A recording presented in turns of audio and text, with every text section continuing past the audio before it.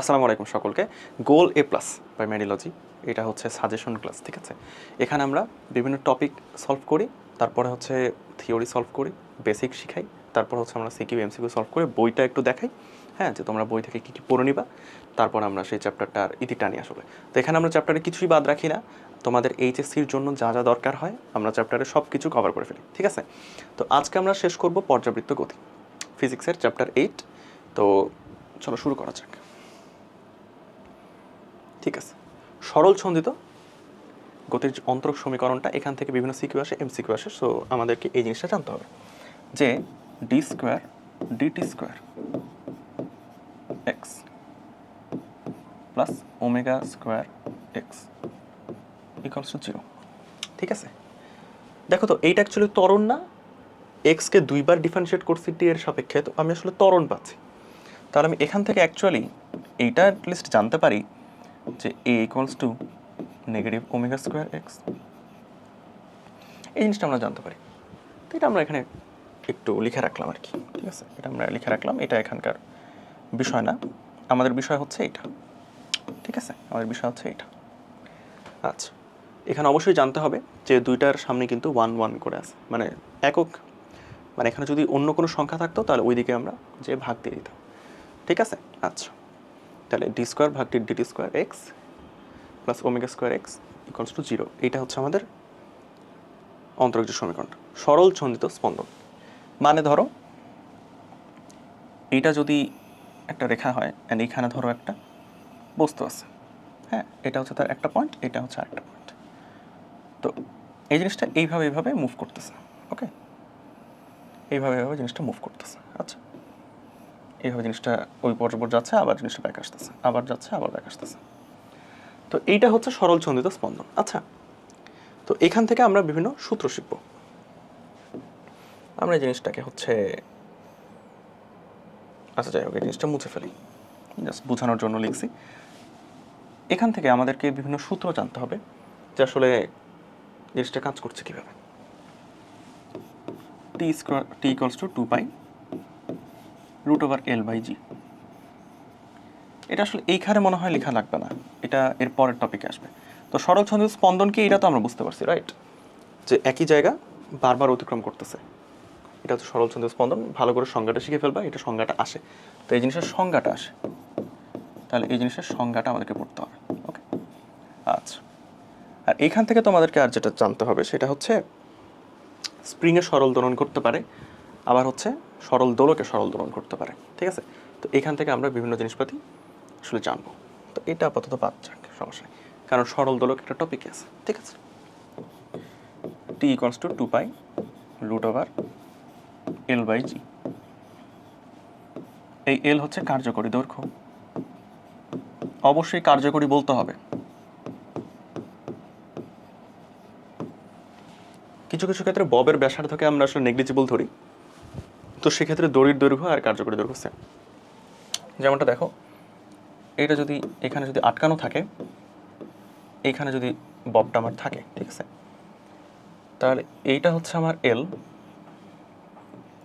এটা হচ্ছে আর, সেক্ষেত্রে এল হবে, কার্যকরী দৈর্ঘ্য হবে এল প্লাস আর, ওকে। এই হচ্ছে অবস্থা, জি তো জি 2 pi root over l by জি।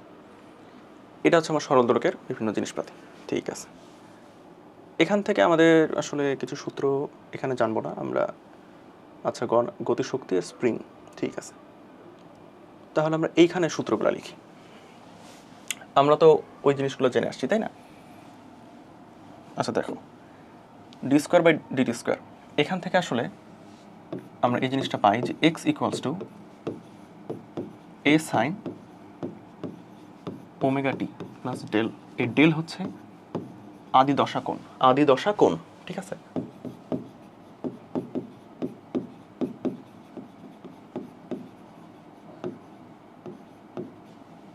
আদি দশা কোণ, এইটা হচ্ছে সময়, আর ওমেগা তো কৌণিক বেগ, আর এ কি বিস্তার, এ হচ্ছে বিস্তার, ঠিক আছে। তাহলে আমাদের সূত্রগুলো কি জানা হচ্ছে? ওকে, জানা হচ্ছে। এখানে আমরা কিছু সূত্র দেখি, আচ্ছা কিছু সূত্র দেখি। আমরা দেখলাম x equals to a sine omega t plus del, এক্সকে যদি ডিফারেন্সিয়েট করি তাহলে আমরা পাবো বেগ ডিএক্স ডিটি ইকুয়ালস টু বেগ ইকুয়ালস টু, আমরা ডিফারেন্সিয়েট করলে কি জানি, এটা ওমেগাটা সামনে চলে আসে, তাই না? তাহলে এ ওমেগা সাইন হয়ে যাবে cos omega t plus del.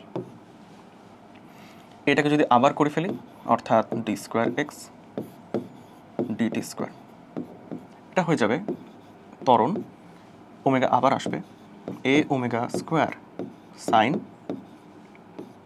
Omega t plus del.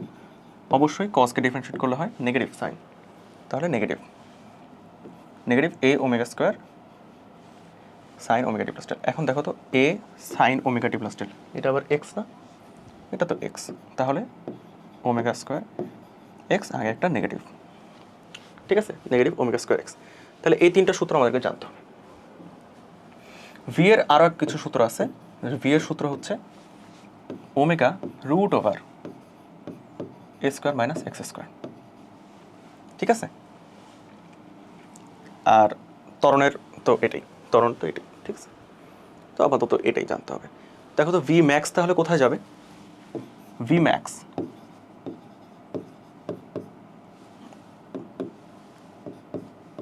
সেটা দেখো তো, যখন এক্স এর ভ্যালু 0, তাই না? যখন এক্স এর ভ্যালু 0 তখন তো ভি ম্যাক্স হবে, সেটা হবে ওমেগা এ। আর এ ম্যাক্স যখন এক্স এর ভ্যালুটা এ তখন, তাই না? কারণ স্মরণের সর্বোচ্চ ভ্যালু কত? বিস্তার। স্মরণের সর্বোচ্চ ভ্যালু তো বিস্তার। তাহলে এটা আমরা বুঝতে পারতেছি যে ভি ম্যাক্স হবে যখন এক্স 0, যখন এক্স 0 মানে সাম্যাবস্থায়, তাই না? মানে সাম্যাবস্থা। তাহলে এটা আমরা বুঝতে পারলাম যে সাম্যাবস্থায় গতি বেশি, বেগ বেশি, অর্থাৎ গতিশক্তিও তাহলে বেশি হবে, ঠিক আছে। এটা হচ্ছে বিস্তারে, ঠিক আছে, মানে হচ্ছে এক্স ইকুয়ালস টু এ। আচ্ছা, তাহলে আমরা এগুলো জেনে ফেললাম। তাহলে সরল দোলকের ক্ষেত্রে আমরা এটা বুঝতে পারলাম। অ্যান্ড অবশ্যই এটা যেহেতু একটা সরল ছন্দিত স্পন্দন গতি, তাহলে ওইটা খাটবে, ঠিক আছে, ওইটা খাটবে। আচ্ছা, সরল ছন্দিত গতি সম্পন্ন। এখন এটা একটা বিষয় যে এই জিনিসটাকে অবশ্যই 4 ডিগ্রির মধ্যে ঘোরাফেরা করতে হবে।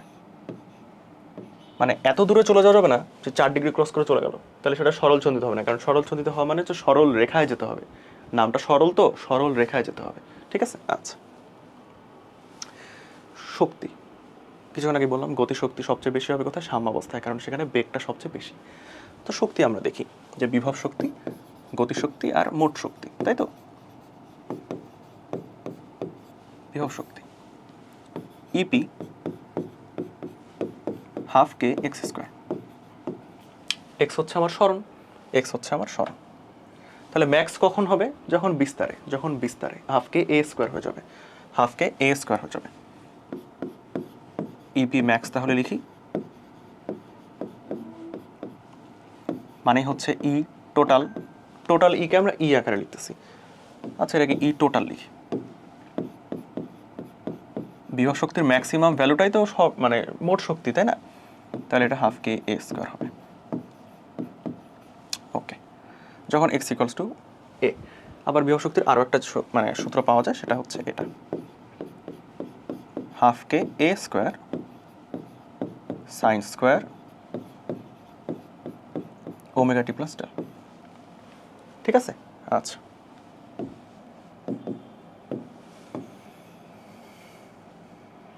এবার হচ্ছে গতিশক্তি।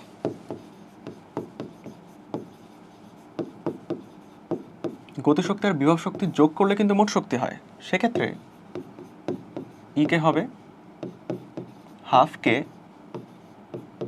এ স্কোয়ার মাইনাস এক্স স্কোয়ার, তাই না? কারণ এই যে এটা যোগ করলে হাফ কে এ স্কোয়ার হয়ে যাচ্ছে, তাই না? ওকে, ই কে ম্যাক্স কখন হবে বলো তো?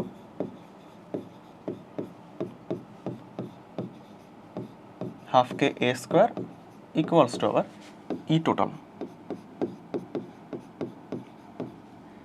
যখন এক্স 0 আর এই জায়গায় ছিল x equals to a. Okay, ইকের আরেকটা সূত্র এখান থেকে আমরা পাই, হাফ কে a square cos a square omega t plus del. দেখো তো এইটা আর এইটা যোগ করলে আলটিমেটলি হাফ কে এ স্কোয়ার হয় না, sine square theta plus cos square theta equals to 1। তাহলে এটা হচ্ছে আমাদের শক্তির যেই সূত্রগুলো সেটা। ঠিক আছে, একটু দেখি কোনোটা বাদ গেল কিনা। ঠিক আছে, কোনোটা বাদ যায় নাই। দেখো কে কে আমরা লিখতে পারি এম ওমেগা স্কোয়ার। ওকে, তো কে হচ্ছে এম ওমেগা স্কোয়ার, অর্থাৎ যে কোনো জায়গায় তুমি কে পাবা সেটা তুমি এম ওমেগা স্কোয়ার দিয়ে রিপ্লেস করে দিতে পারবা। ঠিক আছে, এটা হচ্ছে আমাদেরকে জানতে হবে। কোনোটা ডেরিভেশন আমি দেখাবো না, জাস্ট জানার, এটা জানতে হবে। অ্যান্ড মনে কীভাবে রাখতে হয় সেটা। স্প্রিংও একটা সরল ছন্দিত স্পন্দন গতি। ঠিক আছে, ধরো এরকম একটা জায়গা থেকে যদি একটা স্প্রিং ঝুলে, এরকম একটা স্প্রিং ঝুলতেছে, ধরো এইখানে তুমি একটা বস্তু ঝুলাইছো, এটাকে টেনে ছেড়ে দিলে, তাহলে এটা একটা সরল ছন্দিত স্পন্দন গতি লাভ করবে। ঠিক আছে, এক্ষেত্রে আমাদের পর্যায়কালের যে সূত্রটা সেটা হবে এরকম 2π√m/k। এই কে হচ্ছে এই স্প্রিংয়ের, ঠিক আছে, এই কে হচ্ছে স্প্রিংয়ের স্প্রিং ধ্রুবক।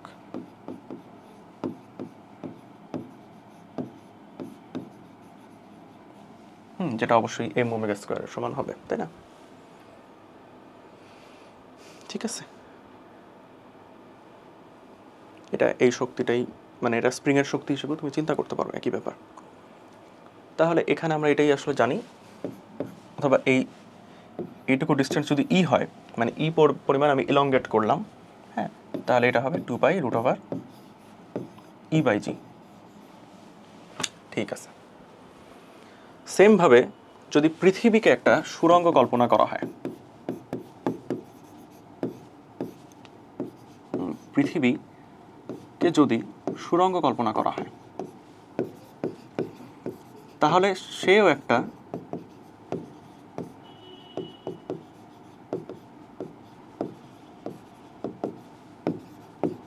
সরল ছন্দিত স্পন্দন দিবে। ঠিক আছে, যেমন ধরো এইটা ধরো একটা সুড়ঙ্গ, এখানে একটা সুড়ঙ্গ আমি খুলছি, অ্যান্ড জিনিসটার এক্সিট পয়েন্ট হচ্ছে এখানে। ওকে, তো ধরো এটা হচ্ছে একটা বল, যেটাকে এখান থেকে ছেড়ে দেওয়া হলো, তাহলে এটা এই বরাবর যাতায়াত করতে থাকবে। ঠিক আছে, এইভাবে সরল ছন্দিত একটা স্পন্দন গতি লাভ করবে। আচ্ছা,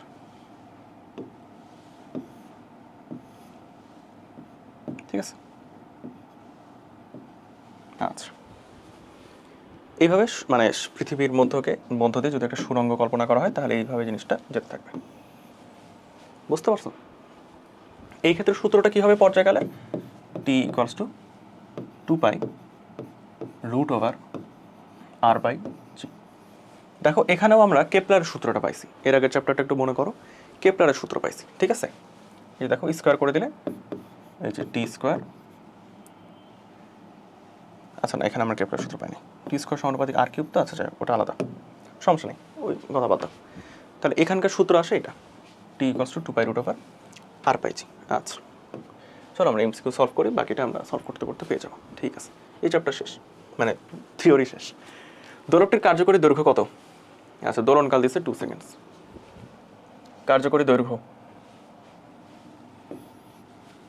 t = তোমার হচ্ছে 2π√L/g।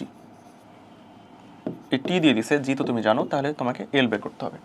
ঠিক আছে, এটা তোমাকে মুখস্থ রাখতে হবে যে আসলে দোলনকাল 2 সেকেন্ড যেটা, সেটাকে আসলে সেকেন্ড দোলক বলে। ঠিক আছে, তো এই সেকেন্ড দোলকের তোমার পর্যায়কাল আমরা জানি 2 সেকেন্ড, তো সেটার হচ্ছে কার্যকরী দৈর্ঘ্যটা মুখস্থ রাখতে হয়, সেটার কার্যকরী দৈর্ঘ্যটা মুখস্থ রাখতে হয়, এখান থেকে আমরা বের করে নেব, বের করে জিনিসটা মুখস্থ রাখবো। ওকে, আচ্ছা, ঠিক আছে। বি এ দূরত্ব অতিক্রম করতে বলটির কত সময় লাগবে? বি এ মানে বুঝতেই পারছো যে আসলে পর্যায়কাল দিচ্ছে 2 সেকেন্ড, তাহলে বি এ, একটু ভালোভাবে চিন্তা করো, পর্যায়কাল দিচ্ছে 2 সেকেন্ড, পর্যায়কাল 2 সেকেন্ড মানে এখান থেকে এই পর্যন্ত যে আবার এখানে ব্যাক করতে লাগে 2 সেকেন্ড, তাহলে এই পর্যন্ত এইটুকু যেতে লাগবে 1 সেকেন্ড, বি এ লাগবে 0.5 সেকেন্ড, 0.5 সেকেন্ড। দেখো এই বরাবর যে আবার এখানে ব্যাক করলো, এইটা 2 সেকেন্ডের। এই বরাবর আমি যদি ধরি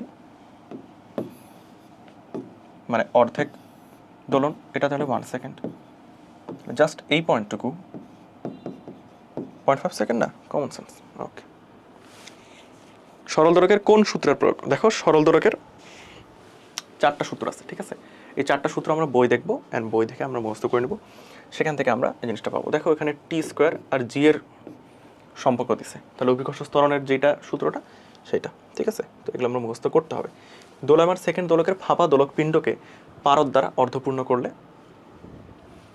দেখো এইটা কনসেপ্ট, এটা কনসেপ্ট, অ্যান্ড বইয়ের মধ্যে এই কনসেপ্টটা দেওয়া আছে। এই যে দোলকপিণ্ডকে অর্ধেক পূর্ণ করে ফেলছি আমি ফাঁপা গোলক দিয়ে, ঠিক আছে? মানে এগুলো হচ্ছে পূর্ণ করে ফেলছি। তাহলে এটা যখন পূর্ণ হয়ে গেল, এর ভার কেন্দ্র কোথায় শিফট হলো? হ্যাঁ, এর ভার কেন্দ্র কোথায় শিফট হলো? এল তো এলই আছে, কিন্তু আর কোথায় শিফট হলো? আর হয় কমে নয় বাড়ে, ঠিক আছে? যখন এটা অর্ধেক পূর্ণ করা হয়েছে, অর্ধেক পূর্ণ পর্যন্ত এক কাহিনী হয়, আর তার বেশি হলে আরেক কাহিনী হয়, ঠিক আছে? তো এই জিনিসটা আমরা বই পড়ে শিখে ফেলবো, ঠিক আছে? দেখো ধীরে চলে, এখানে বলতেছে ধীরে চলবে, অর্থাৎ ধীরে চলা মানে কি বলতো? টি ইকুয়ালস টু, আচ্ছা টি সমানুপাতিক দিই, টি সমানুপাতিক আর এ √L। তাহলে এখানে অবশ্যই এলটাকে আমার কমতে হয়েছে,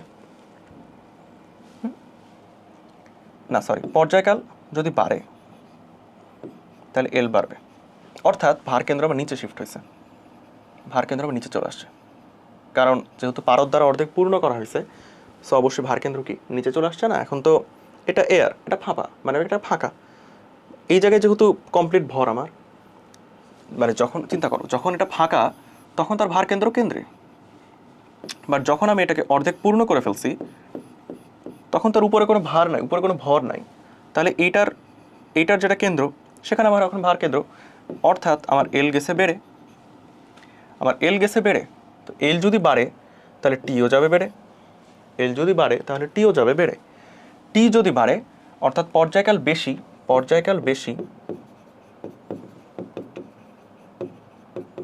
পর্যায়কাল বেশি অর্থাৎ ধীরে চলে, ঠিক আছে? সেম ওয়েতে যদি এখানে একটু লিখে দিই, যদি অর্ধেকের বেশি পূর্ণ করা হতো, অর্ধেকের বেশি,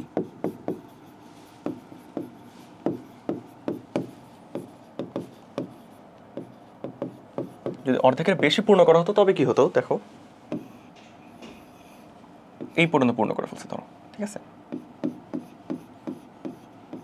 তখন আস্তে আস্তে উপরে উঠবে, ঠিক আছে? আস্তে আস্তে উপরে উঠবে, মানে আমি যেটা বলতে চাচ্ছি, দেখো ভার কেন্দ্রটা কোথায় আসলে শিফট হচ্ছে? যখন অর্ধেকের বেশি পূর্ণ করা হচ্ছে তখন আস্তে আস্তে এই এল কিন্তু ছোট হয়ে যাচ্ছে, আস্তে আস্তে এল ছোট হবে, আস্তে আস্তে এল ছোট হয়ে যাবে।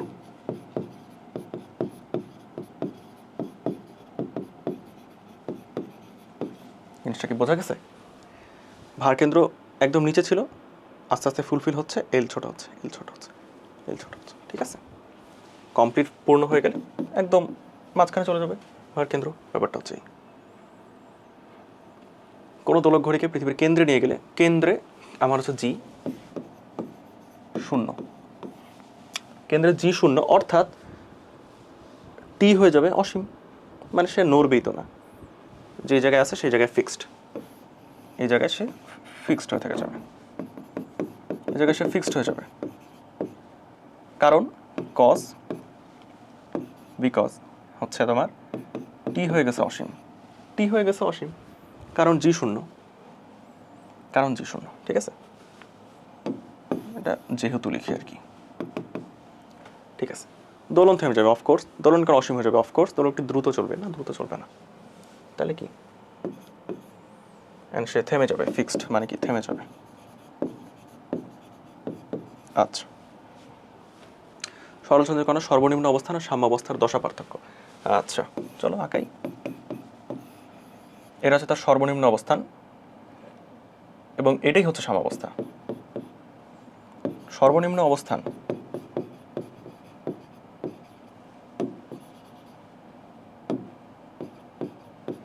সর্বনিম্ন ইকুয়ালস টু সাম্যাবস্থা, অর্থাৎ 0 ডিগ্রি দশাকোণ। এখন 0 ডিগ্রিকে আমরা তো 2π বা 4π 2π এর গুণিতক হিসেবে লিখতে পারি, তাই না? মানে 0 যা 2πও তা, মানে এটা যা 2πও তা 4πও তা, কারণ আলটিমেটলি একই তো ডিস্টেন্স। মানে তুমি ধরো এই পয়েন্টে আছো, 2π ঘুরে আসলে আবারও এই পয়েন্টে আসবা, 4π ঘুরে আসলে আবারও এই পয়েন্টেই আসবা, তো একই তো সাম্যাবস্থা, তাহলে দুটো একই, তাহলে কোনটা হবে? 2π হবে, ঠিক আছে? আচ্ছা, এখানে 3π/2 বলতেছে কণার সর্বনিম্ন অবস্থান এবং সাম্যাবস্থার দশা। সর্বনিম্ন অবস্থান মানে কি সাম্যাবস্থা না? সর্বনিম্ন মানে কোথায়?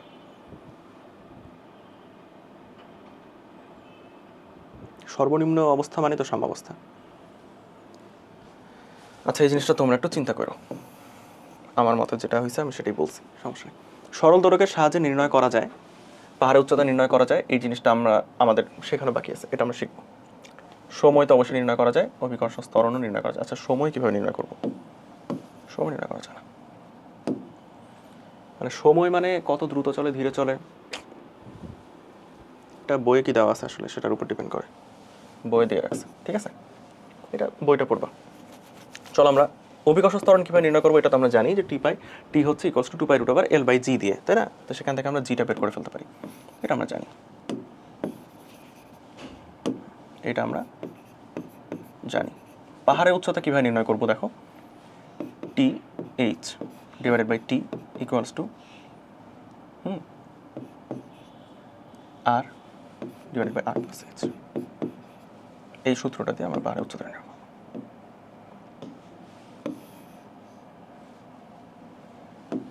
জিনিসটা বলি, TH মানে হচ্ছে পাহাড়ের উচ্চতায় পর্যায়কাল।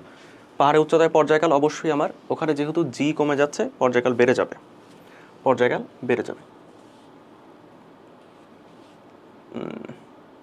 বেড়ে গেলে তো তাহলে এরকম হবে না। আচ্ছা, আমি একটু করি।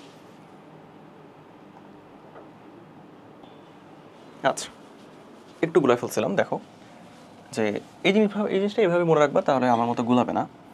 যে আমরা জানি জি সমানুপাতিক 1/r², তাই তো?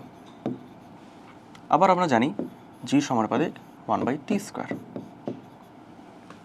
যে টি সমানুপাতিক √L/g, তাহলে স্কোয়ার করে দিলাম, তাহলে জি সমানুপাতিক হচ্ছে 1/t²। তাহলে এই দুটা থেকে আমরা পাই যে টি সমানুপাতিক আর, অর্থাৎ TH/T, মানে পাহাড়ের উপরে যে টি সেটা ডিভাইডেড বাই নর্মাল টি, পাহাড়ের উচ্চতা ডিভাইডেড বাই নর্মাল জি, ঠিক আছে? তো এই জিনিসটা হচ্ছে মনে রাখলেই হচ্ছে। যদি সেকেন্ড দোলক হয় সেক্ষেত্রে আমার 2 হয়ে যাবে, তখন এই নর্মাল টিটা ওইটা সামথিং হবে, দেন আমরা এইচ বের করে ফেলতে পারবো, পাহাড়ের উচ্চতা এভাবে আমরা বের করতে পারতেছি, ঠিক আছে? আচ্ছা,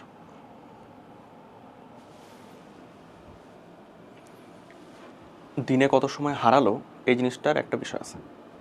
তো এই জিনিসটার সূত্রটা ধরো এখানে আমরা লিখে ফেলি যে 86,400, এটা হচ্ছে দিনে একটা সেকেন্ড দোলক যতগুলো টিক দেয়, ঠিক আছে? গুণ 2 divided by 86,400 minus n equals to, এটা হচ্ছে তোমার আলটিমেটলি টি বা টিএইচ, এভাবে এই জিনিসটা কাজ করতেছে, ঠিক আছে? আর divided by R+H। Oh wait, এটা R-H হবে বোধ হয়, মানে যদি ধরো গভীরে যায় সেক্ষেত্রে, আবার যদি উপরে যায় তাহলে সেক্ষেত্রে উপরে R+H হয়ে যাবে, ঠিক আছে? তো এই জিনিসগুলো একটু দেখো, এখানে আমরা সিকিউ সলভ করবো, সো তখন আমরা জিনিসগুলো বুঝতে পারবো। আচ্ছা, ও আচ্ছা আচ্ছা আচ্ছা, এখানে কোশ্চেন আছে, সরল দোলন গতি সম্পন্ন কণার যে কোনো একদিকে সর্বোচ্চ সরণ হয়, যখন সর্বোচ্চ সরণ হয় তখন বেগটা শূন্য হবে। সর্বোচ্চ স্মরণে কি হয় বলো তো? মানে বিস্তারে বেগ অবশ্যই শূন্য হবে। সর্বোচ্চ স্মরণ মানে স্মরণ সর্বোচ্চ, ত্বরণ সর্বোচ্চ, স্বাভাবিক। বেগের অভিমুখ পরিবর্তিত হয়। হ্যাঁ, সেটাই স্বাভাবিক। ঠিক আছে। সরল ছন্দিত গতিসম্পন্ন কণা সর্বোচ্চ বেগ দিছে, মানে এটা হচ্ছে ওমেগা এ। কণাটির বিস্তার দিছে এ। তাহলে কণাটির পর্যায়কাল টি হচ্ছে 2π/ওমেগা। তুমি এখান থেকে ওমেগা বের করবা, ওমেগা এ ভাগ এ দিয়ে, ঠিক আছে? তারপরে আলটিমেটলি তুমি টি বের করে ফেলবা। ঠিক আছে। মেরু অঞ্চলে দোলকের কার্যকরী দৈর্ঘ্য। উক্ত দোলক মানে কি এটাই নাকি? এটা আমি আসলে জানি না। সো এইটা বোধহয় এখানে আমার ইয়াটা মিস্টেক হয়েছে। সো এটা অ্যাকচুয়ালি ডিলিট করে দেওয়া দরকার। ঠিক আছে, এটা উদ্দীপকটা মিস করছে, সমস্যা নেই। সর্বোচ্চ বেগ নির্দেশ করে, বলো সর্বোচ্চ বেগ নির্দেশ করে কোনটা? ভি হচ্ছে এ ওমেগা কস ওমেগা টি প্লাস টেল। যখন কজ থিটা ইকুয়ালস টু কত? 1, তখন ভি হবে ভি ম্যাক্স, তাই না? মানে কজকে 1 হইতে হবে তো। অতএব V max equals to A omega বা ওমেগা এ। জিনিসটা ওভাবে লিখলে ভালো লাগে দেখতে। ওমেগা এ, ঠিক আছে? বা এ ওমেগাই দিস অপশন আছে। যাই হোক, কোন বিন্দুতে বস্তুর বেগ সর্বোচ্চ? বি বিন্দুতে, তাই না? সাম্যাবস্থায় বেগ, বস্তুর বেগ সর্বোচ্চ সাম্যাবস্থায়, অর্থাৎ এক্স ইকুয়ালস টু 0। তাহলে সেটাকে অবশ্যই বি। 10 গ্রাম ভরের একটি বস্তু সরল দোলন গতিতে আছে, দোলনকাল 2%। 2% আসলে ভুল করছে মনে হয়, 2 সেকেন্ডস হবে, 2 সেকেন্ডস হবে। আর বিস্তার 10 সেন্টিমিটার। টাইপিংয়ে মিস্টেক করছে, সমস্যা নেই। বিস্তার 10 সেন্টিমিটার। বল ধ্রুবকের মান কত? আচ্ছা, m/g, তাই না? বিস্তার মানে তো এ, বল ধ্রুবকের মান হচ্ছে m/g, মানে 2π, sorry m/k, 2π√m/k equals to t. দোলনকাল দিছে, এম দিছে, তো সেখান থেকে তোমরা কেটা বের করে ফেলতে পারবা। আচ্ছা আচ্ছা, সেম জিনিস, এটা সেকেন্ড হবে। 2 সেন্টিমিটার স্মরণে গতিশক্তি বিভব শক্তির কত গুণ? গতিশক্তি বের করবা, বিভব শক্তি বের করবা, ঠিক আছে? সূত্র আমরা সব জানি। সূত্র আমরা কি বলতো? গতিশক্তি হাফ কে a square minus x square, এটা হচ্ছে হাফ কে এক্স স্কোয়ার, ঠিক আছে? শর্টকাটভাবে বের করতে পারলে ভালো। এটি সরল দোলকের অর্ধ দোলনকাল। অর্ধ দোলনকাল মানে টি হচ্ছে আমার 1.5, মানে টি হচ্ছে 1.5 সেকেন্ডস। আর এখানে হচ্ছে 2π√L/g। ওকে, এল তোমাকে বের করতে বলছে, বাকি সব তুমি জানো, বের করে ফেলবো। দোলন গতি কোনটা দেখো তো? সুরশলাকার গতি, এইভাবে নাড়তেছে, তো অবশ্যই এটা হবে। ফ্যানের পাখা তো ঘূর্ণন গতি, ঘড়ির কাঁটাও ঘূর্ণন, পৃথিবীর অনেক তো সেম। ঠিক আছে, মানে যে এই যে এগুলো সবগুলো তো এইভাবে ঘুরতেছে, তাই না? সবগুলোই তেমনি ঘুরতেছে। আচ্ছা, পৃথিবীর আহ্নিক গতি আবার এভাবে ঘুরতেছে না, পৃথিবীর আহ্নিক গতি তো নিজ অক্ষে ঘুরতেছে। সো জিনিসটা আসলে এরকম।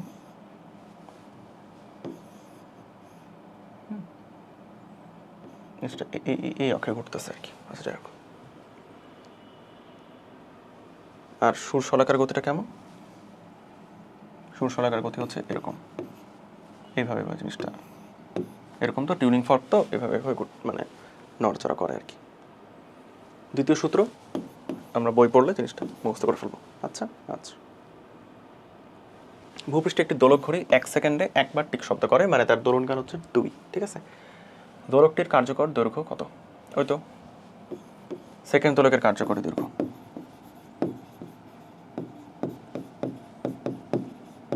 সেকেন্ড দোলকের কার্যকরী দৈর্ঘ্য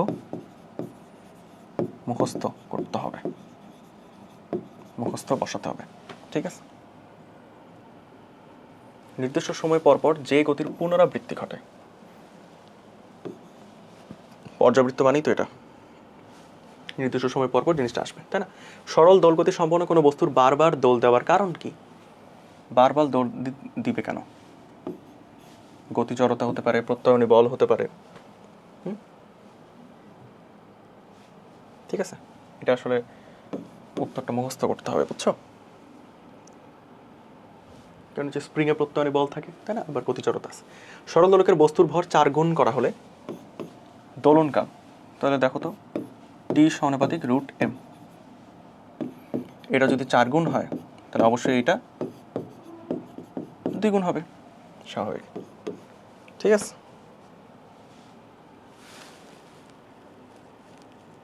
আচ্ছা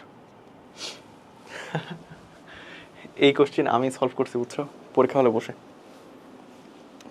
বসে এই কোশ্চেন আমি সলভ করছি রাজশাহী বোর্ডে। ঠিক আছে, আর এখন তোমাদেরকে গুলায় ফেললাম। পরীক্ষার হলে আমি ঠিক করছিলাম, বুঝছো? পরীক্ষার হলে কিন্তু আমি মানে ফিজিক্স ফার্স্টে তোমার হচ্ছে 100 পাইছিলাম।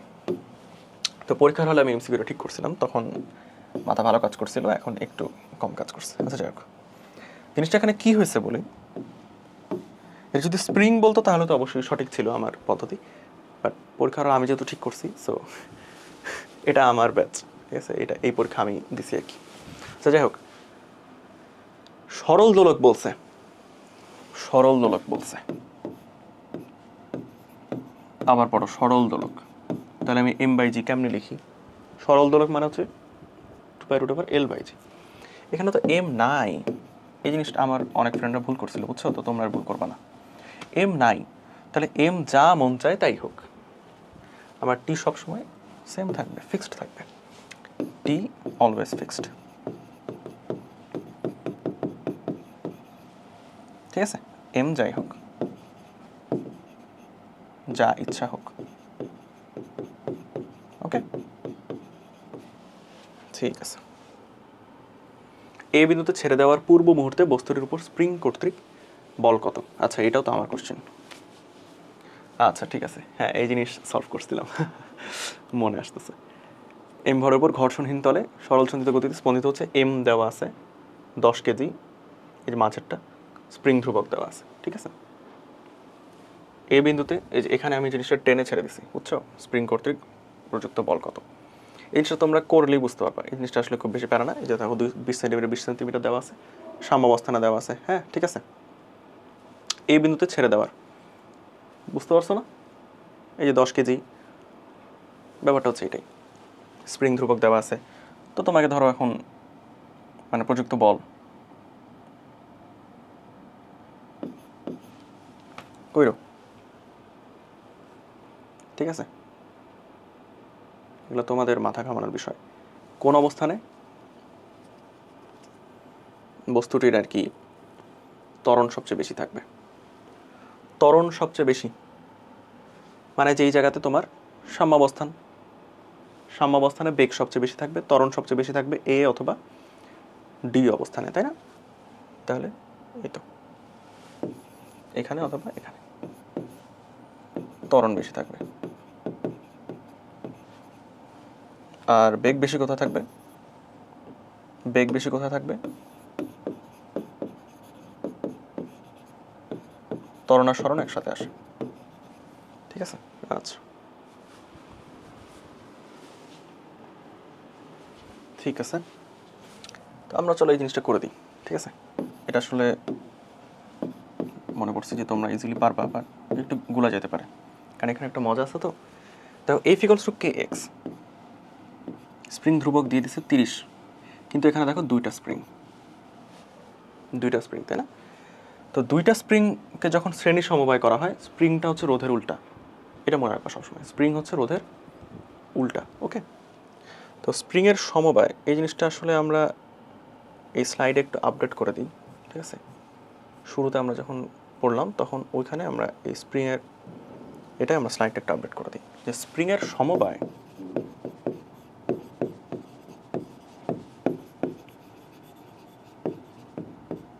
ইকুয়ালস টু রোধের উল্টা।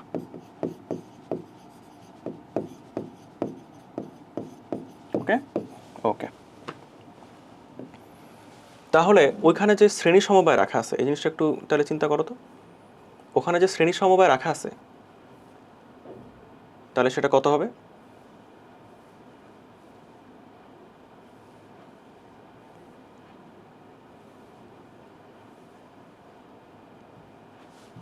এখানে শ্রেণী সমবায় না, তাহলে 30 রোধ সমান্তরালে রাখলে অর্ধেক হয়ে যায়। তাহলে এখানে শ্রেণী সমবায় দুইটা রাখছে, তাহলে এটা হয়ে গেল অর্ধেক। এক্স হচ্ছে 40 সেন্টিমিটার মানে 0.4, 0.4 মানে হচ্ছে 2/5, 3 ইকুয়ালস টু কি 6। ঠিক আছে, এই সহজ জিনিসটা তোমাদেরকে পারতে হবে। সরল দোলকের জন্য এল বনাম টি স্কোয়ারের লেখচিত্র দেখো তো। টি স্কোয়ার সমানুপাতিক এল, মানে এটা একটা মূল বিন্দুগামী কি সরল লেখা হবে না? কিছু জ্ঞানমূলক আছে, জ্ঞানমূলকগুলো একটু দেখবা। ঠিক আছে, এখান থেকে যে আসবে ওটা সেটা না, বা একটু ধারণা নেওয়া আর কি। ঠিক আছে, একটু ধারণা নেবা। আর হচ্ছে আমরা বইটা পড়বো পরে, বইটা আমরা পড়ে নেবো। ওকে, বইটা আমরা পড়বো, সমস্যা। অধিক গরমের কারণে দোলক ঘড়ি ধীরে চলার কারণ কি? গরমে এল বেড়ে যায়, গরমে এল বাড়ে, এল বাড়া মানে টি বাড়ে, অর্থাৎ ধীরে চলে। এটা মানেই হচ্ছে সময় হারায়। ওকে, ফাঁপা দোলক পিণ্ডকে তরল দ্বারা পূর্ণ করলে ছোট ছিদ্র করে দিলে দোলকটি প্রথমে ধীরে এবং পরে দ্রুত চলবে। তাই না? মজা না? বুঝে গেছো তোমরা অলরেডি। তরল দ্বারা পূর্ণ করে ফেলছি মানে ভার কেন্দ্র আছে এখানে, ছোট ছিদ্র করে ফেলছি মানে হচ্ছে আস্তে আস্তে নিচে নামছে, ভার কেন্দ্রও নিচে নামছে, আস্তে আস্তে নিচে নামছে, ভার কেন্দ্রও নিচে নামছে। ভার কেন্দ্র যখন নিচে নামে তখন এল বাড়ে, এল কমে মানে দোলকটি প্রথমে দত্তটি এল বাড়ে মানে হচ্ছে টি বাড়ে মানে দোলকটি প্রথমে ধীরে চলে। যখন সব ফ্লুইড শেষ হয়ে গেল, মানে লিকুইড শেষ হয়ে গেল, তরলটা শেষ হয়ে গেল, তখন আলটিমেটলি আবার ভার কেন্দ্র মানে উপরে চলে আসলো। আলটিমেটলি যখন ফাঁকা হয়ে গেল, ভার কেন্দ্র আবার উপর শিফট করলো, মানে এল আবার ছোট হয়ে গেল, টি আবার ছোট হয়ে গেল, মানে তো সে তখন দ্রুত চলবে। ঠিক আছে, সরল দোলকের কৌণিক বিস্তার 4 ডিগ্রির মধ্যে রাখা হয় কেন? সরল রেখার মধ্যে, জিনিসটা যাতে গ্রীষ্মকালে। ঠিক আছে, আসো কয়েকটা সিকিউ সলভ করে আমাদের তাহলে চ্যাপ্টারটা ইতি টানতে পারবো। সরল ছন্দিত গতিতে বস্তুকণার সমীকরণ দিছে, এটা হচ্ছে আদি দশাকোণ। হ্যাঁ, ত্বরণ এর একটা সমীকরণ দিছে। সরল ছন্দিত কণাটির বেগের রাশিমালা বের করো, এটাকে ডিফারেন্সিয়েট করলেই হয়ে যাবে। ঠিক আছে, পি এর ডেলের মান বের করা সম্ভব কিনা? এটাকে দুইবার ডিফারেন্সিয়েট করলেই তো আমরা একটা ইয়া পাবো, সেখান থেকে হচ্ছে আমরা আলটিমেটলি ত্বরণ বের করতে পারবো। ঠিক আছে, এখানে তো আমরা এটা পারলাম। বেগের রাশিমালা দেখছো, ত্বরণের রাশিমালা, জিনিসটা আবার ডিফারেন্সিয়েট করছি, তাহলে আলটিমেটলি এখানকার নেগেটিভ π/4 যা, এই ডেলটাও তো তাই, কারণ ওই ডেল তো কখনো চেঞ্জ হয় না। ওই ডেল কি কখনো চেঞ্জ হয়? কখনো চেঞ্জ হয়। সানি ও রনি দুটি দোলক নিয়ে পরীক্ষা করছে। সানির দোলকটি সেকেন্ড দোলক, মানে টি হচ্ছে 2 সেকেন্ড, ভর দিছে আর বিস্তার দিছে। রনি দোলকটির ভর দিছে, পর্যায়কালও দিছে, বিস্তারও দিছে। আচ্ছা, সাম্যাবস্থান থেকে 6 সেন্টিমিটার অবস্থানে সানির দোলকটির বেগ নির্ণয় করো। খুবই সহজ না? বেগ এ, বেগ হচ্ছে কি বলতো, ওমেগা √/(a² - x²। তো এইটা হচ্ছে আমার এক্স, এ তো দিয়েই দিছে, ওমেগাও তুমি বের করতে পারবা কিভাবে? ওমেগা হচ্ছে 2π/t, সেখান থেকে তাহলে বেগ বের করে নেবা। ঠিক আছে, হয়ে গেছে। স্প্রিংয়ের স্পন্দনের কম্পাঙ্ক দেখো তো, টি ইকুয়ালস টু 2π√/m/k। ওকে, টি এর উল্টাই হচ্ছে আমার কম্পাঙ্ক, তাহলে তুমি এফ বের করে নেবা। আচ্ছা, এখানে আমি একটু সূত্রটা মনে ভুল লিখছি। এই যে দৈর্ঘ্য বৃদ্ধি পেয়ে 35 সেন্টিমিটার হলো, মানে এখানে কোন সূত্র ইউজ করবা? ওই যে E/g যেটা সেটা। ঠিক আছে, E/g যেটা সেটা সূত্র শিখাইছি, সমস্যা সবই জানো তোমরা। স্প্রিংয়ের এক প্রান্ত কোনো দৃঢ় অবলম্বনে আটকিয়ে ঝুলানো হলো। আচ্ছা, খোলা প্রান্তের 400 গ্রাম ভরের একটি বস্তু ঝুলানোর ফলে এটি 12 সেন্টিমিটার প্রসারিত হচ্ছে, মানে এইটা আমার ই, এটা ই। সাম্যাবস্থান থেকে টেনে 8 সেন্টিমিটার প্রসারিত করে ছেড়ে দেওয়া হলো। আচ্ছা, এটা তাহলে আসলে ই না, 12 সেন্টিমিটার প্রসারিত হলো, এটা ই, সরলসঞ্চিত গতিতে দুলতে থাকবে। আচ্ছা, ঠিক আছে। অধিবাস বস্তুর সর্বোচ্চ বেগ মানে হচ্ছে ওমেগা এ। হ্যাঁ, বিস্তার কত? এ কত বলো? দেখো এ, ঠিক আছে। বিস্তার হচ্ছে আমার এই যে পয়েন্ট এ, যেটা মানে পয়েন্ট এইট যেটা, সেটা আলটিমেটলি আমি যতটুকু টেনে ছাড়বো অতটুকুই তো বিস্তার হবে। এটাই তো আলটিমেটলি বিস্তার হবে আমার, এটাই বিস্তার। কারণ এর বেশি তো শক্তি তার মধ্যে সঞ্চিতই হয়নি, সে তো 8 সেন্টিমিটার নিচে নেমে যেতে পারবে না, তার বিস্তার হবে 8 সেন্টিমিটার, ঠিক আছে। তাহলে এ হচ্ছে এটা। ওকে, তারপরে দেখো স্প্রিংটির দোলন যান্ত্রিক শক্তি তার নিত্য মেনে চলে কিনা। মানে গতিশক্তি বের করবা, বিভব শক্তি বের করবা, অ্যান্ড এটা আসলে মোট শক্তিটা সমান কিনা। তুমি সবগুলো সূত্রই জানো, সো এখানে আসলে টাইম নষ্ট করা যাবে না। এই দেখো মোট শক্তিগুলো দেখবা, তাহলে দেখবা যে আসলে মিলে যাচ্ছে। দুটো স্প্রিং ধ্রুবক, দেখো ঢাকা বোর্ড 22 আসছে, স্প্রিং ধ্রুবক দিছে, এম দিছে এটা, আর এম ড্যাশ, ভরের দুটি বস্তু চিত্র অনুসারে যুক্ত। আহারে, চিত্রটা নাই। আচ্ছা, সমস্যা নেই। কৌণিক কম্পাঙ্ক মানে হচ্ছে ওমেগা, আর এম ড্যাশ 1 কেজি হলে উদ্দীপকের 1 নং ও 3 নং চিত্রের কোনো চিত্র নাই যে, তাহলে তো এটা হলো না। রে।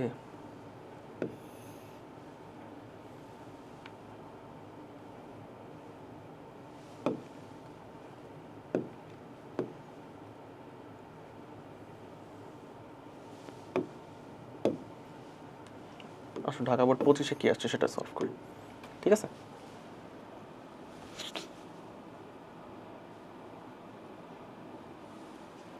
গতিশীল এই ভরের একটা বস্তুকণার কোনো একটা সময় সরণের সমীকরণ দিয়ে দিচ্ছে, সুন্দর একটা সমীকরণ। সরল ছন্দিত দুলছে, যার বল ধ্রুবকও দিয়ে দিচ্ছে। আচ্ছা, সরণে বস্তুটির গতিশক্তি বের করতে হবে, বিভব শক্তি বের করতে হবে উল্লিখিত সরণে। এই যে সরণ তো দিয়ে দিচ্ছে, তাই না? তাহলে দেখো গতিশক্তি আর বিভব শক্তি সমান হবে কিনা। তো গতিশক্তি কিভাবে বের করে? ই কে ইকুয়ালস টু তোমার হচ্ছে হাফ এম ভি স্কয়ার, তাই তো। ভি বের করবা সরণকে ডিফারেন্সিয়েট করে, ডি আর ডিটি, ঠিক আছে। এইভাবেই করবা জিনিসগুলো। দেখো না কি বলতেছে, এই যে আর এর ভ্যালু একটা বের করছে, সেটা হচ্ছে এক্স, বিভব শক্তি হাফকে এক্স স্কোয়ার, আর বেগ তুমি বের করবা সেমভাবে, তারপরে জিনিসটাকে হাফ এম ভি স্কোয়ার করে দেবা, ঠিক আছে। এই তো হাফ এম ভি স্কোয়ার করে এটা হলো, অ্যান্ড ডি আর ডিটি করে পেলাম। আর ওইটা কীভাবে পেবা? আর এর মান তুমি পাচ্ছ, তারপরে ইপি বের করবা, এটা হচ্ছে হাফ কে, এই যে আর এর মান স্কোয়ার। আচ্ছা, ঠিক আছে।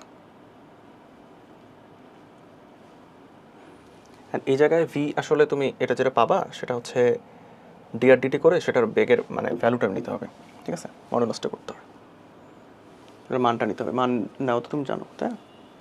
তো ঠিক আছে, দেখি রিসেন্ট এগুলো কোশ্চেন আসছে। সেকেন্ড দোলক ঠাকুরগাঁও সঠিক সময় দেয়, কিন্তু দার্জিলিংয়ে নিয়ে গেলে 30 সেকেন্ড স্লো যায়। এটা আসলে স্লো হবে, মানে সে আসলে 86,400 মাইনাস 30, এটা হচ্ছে তার পর্যায়কাল।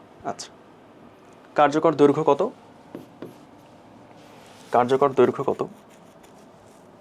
যেহেতু সেকেন্ড দোলক, সো তুমি কার্যকর দৈর্ঘ্য নির্ণয় করতে পারবা, অ্যান্ড 0.993 এরকম একটা আসবে, এটা মুখস্থ করে নিতে বলেছি আমি।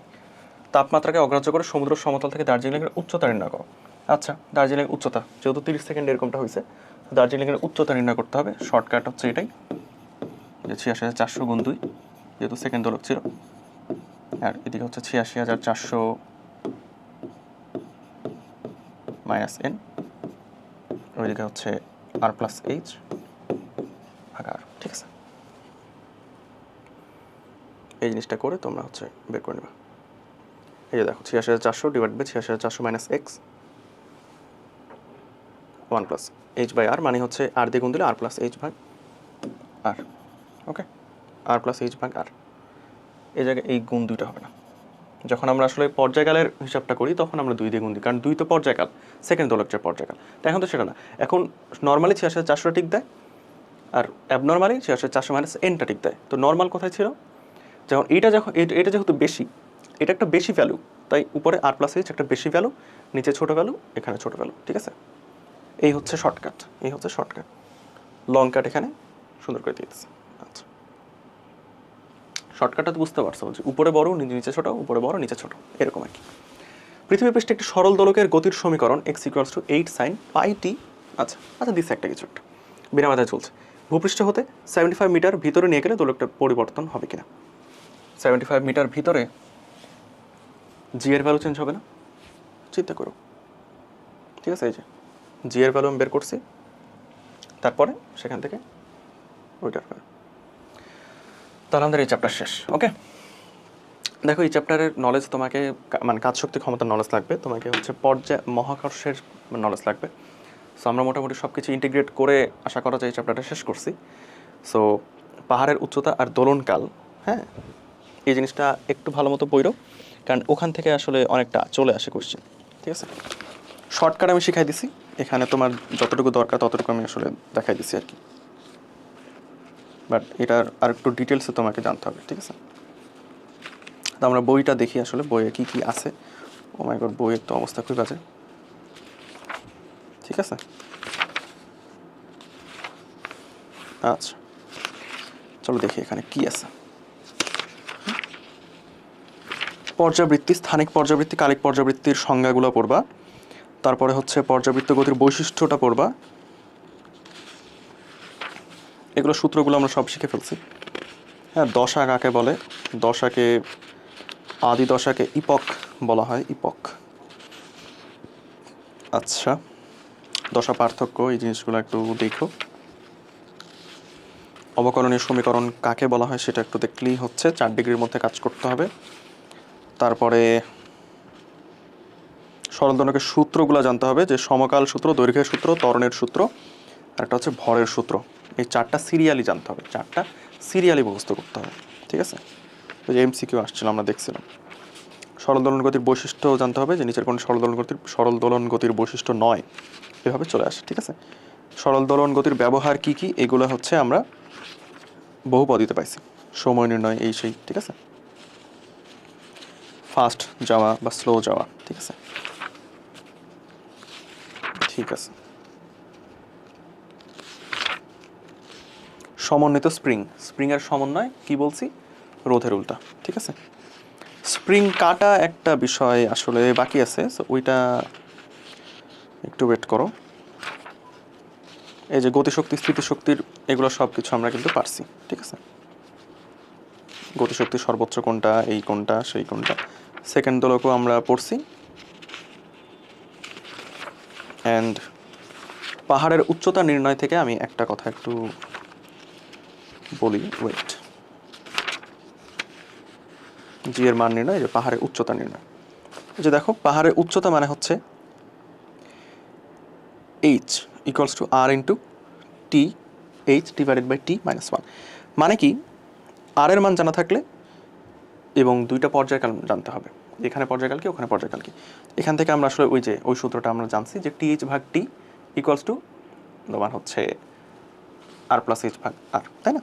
কারণ উপরে তো পর্যায়কাল বেড়ে যায়, অ্যান্ড যেহেতু জি কমে, অ্যান্ড উপরে হচ্ছে তোমার উচ্চতাটাও বাড়ে, সো ওই হিসাবে জিনিসটা আসলে সমানুপাতিক। এই হচ্ছে কথা। তো স্প্রিং, আমাদের চ্যাপ্টার শেষ। স্প্রিং কাটা, এই একটা টপিক আছে, তো এটা আসলে আমি একটু দেখাই দিই যে স্প্রিং কাটলে কি হয়। স্প্রিং কাটা, ঠিক আছে, ধরো এরকম একটা লম্বা স্প্রিং আছে, যেটাকে আমি কেটে এইটুকু করলাম, এইটুকু করলাম।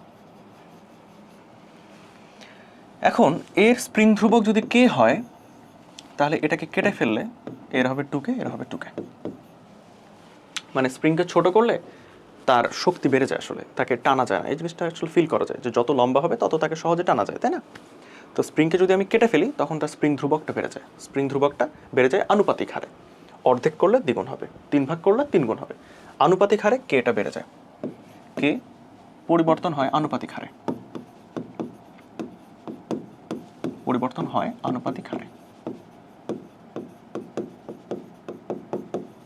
ঠিক আছে,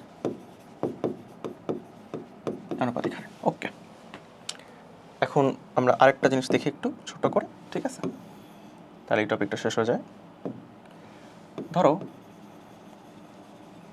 এটাকে আমি 2:1 অনুপাতে ভাগ করছি, যে 1:2 অনুপাতে কাটছি। এখন আমার স্প্রিং ধ্রুবকের কি হবে? এটা একটা আর এটা একটা। ধরো শুরুতে যদি কে থাকে তবে এভাবে চিন্তা করবা যে এটাকে 3 ভাগ করা হয়েছে। 1:2 মানে কি? আলটিমেটলি 3 ভাগ, এটা হচ্ছে 2 ভাগ, এটা 1 ভাগ, তাই না? তাহলে 3 ভাগ করা হলে এটা হয়ে যাবে 3K। অ্যান্ড এইটা হচ্ছে 3 ভাগ করে দুইটার আবার শ্রেণীর সমবায়। 3 ভাগ করে তার দুইটার আবার শ্রেণী সমবায়। 3 ভাগ করা মানে 3K আর 3K। 3K দুইটার শ্রেণী সমবায় করলে আবার অর্ধেক হয়ে যায়, কারণ রোধের উল্টা সমান্তরাল করলে যেহেতু অর্ধেক হয়, শ্রেণী করলে এখানে অর্ধেক হয়ে যায়। তাহলে 3K ভাগ 2। আমি বুঝতে পারছি? ঠিক আছে, তাহলে এই গেল আমাদের পড়াশোনা। এই চ্যাপ্টারটা শেষ, তোমরা ভালো মতো পড়তে থাকো। এখানে আমরা মোটামুটি 90% কভার করে ফেলছি, যে হচ্ছে তোমাদের এইচএসসি মানে ভালো একটা রেজাল্ট নিয়ে আসার জন্য যতটুকু দরকার ততটুকু আমরা করে ফেলছি। ঠিক আছে, এখন বাকি পরিশ্রম তোমাদের নিজের। সো আশা করি যে তোমরা সেটা করবা আর ইনশাআল্লাহ ভালো রেজাল্ট করতে পারবা। ঠিক আছে, আসসালামু আলাইকুম।